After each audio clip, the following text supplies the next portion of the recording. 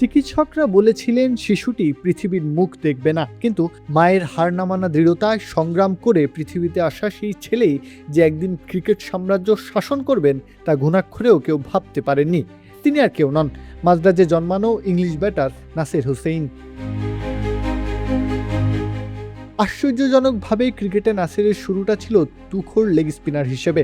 মাদ্রাজের শৈশবে কিংবদন্তি lance গিবসের bowling মোকাবেলার সুযোগ হয়েছিল তার, কিন্তু সপরিবারে ইংল্যান্ডে চলে যাওয়ায় সব যেন হঠাৎ করেই বদলে যায়। একদিন সকালে আবিষ্কার করেন নিজের সেই বোলিং ছন্দ হারিয়ে ফেলেছেন তিনি। এরপরও হতোদ্যম না হয়ে বাবার স্বপ্ন পূরণে নিজেকে নতুন করে গড়তে নেমে পড়েন মাঠে, হয়ে ওঠেন পুরোদস্তুর টপ অর্ডার ব্যাটার। কবজির অসাধারণ জোর আর কিছুটা অপ্রচলিত টেকনিকে খেলার প্রবণতা সত্ত্বেও প্রবল ইচ্ছাশক্তি নিয়ে থিতু হন টেস্ট ক্রিকেটে। ব্যাস, আর কে থামায় তাকে?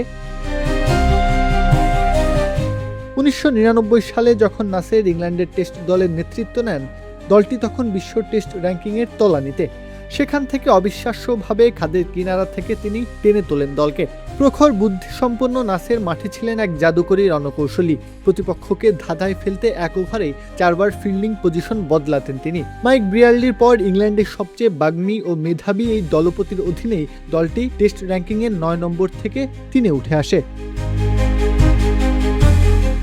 মাঠের ভেতরে চিরকাল মেজাজি নাসির সবসময় ছিলেন দলের স্বার্থে নিবেদিত প্রাণ।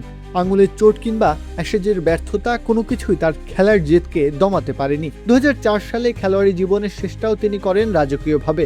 লর্ডসে নিউজিল্যান্ডের বিপক্ষে টেস্টে অপরাজিত এক সেঞ্চুরি হাঁকিয়ে বিদায় নেন সব ধরনের ক্রিকেট থেকে।